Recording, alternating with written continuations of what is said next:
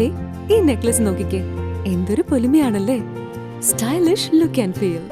Light weight ആഭരണങ്ങളുടെ ഏറ്റവും മികച്ച ശേഖരം ട്രിനിറ്റി ജുവലേഴ്സ്, തോപ്പുംപടി. ട്രിനിറ്റി, കൊച്ചിക്കാരുടെ പ്രിയപ്പെട്ട ജ്വല്ലറി.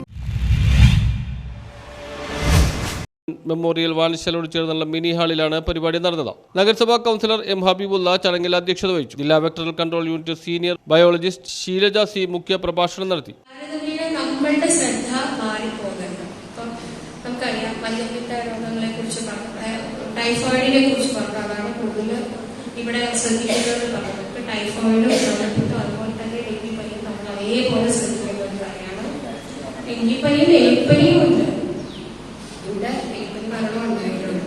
അപ്പോ ഞാനിപ്പോ പറയാൻ വന്നത് ഇത് ഡെങ്കിയുടെയായിട്ട് നമ്മൾ ഓർമ്മപ്പെടുത്തുന്നതിന്റെ കാരണം, അല്ലെങ്കിൽ ഇന്നും നമ്മൾ ഈ ദിനം ആചരിക്കുന്നതിന്റെ കാരണം എന്ന് വെച്ചാൽ ഡെങ്കി പനിക്ക് അതിൻ്റെതായ ഒരു പ്രാധാന്യം നമ്മൾ കൊടുക്കണം. അത് തടയണമെങ്കിൽ നമ്മൾ ഈ കൊതുകിന്റെ ഈഡിസ് കൊതുകിന്റെ പ്രചരണം കാണണം. അതിന് ഉറവിട സോഴ്സുകൾ ഒക്കെ അറിയാം. ഇവിടെ കുറേ സാധനങ്ങളൊക്കെ നിങ്ങളെ കാണിക്കാൻ പഠിക്കാനൊക്കെ ആയിട്ട് കൊണ്ടുവച്ചിട്ടുണ്ടാവും. ഒരു ചെറിയ കുപ്പിയുടെ അടപ്പിൽ മഴവെള്ളം വീടിരിക്കാൻ പറ്റില്ല. എത്ര ദിവസം ഇരിക്കുന്നു അതിനനുസരിച്ച്.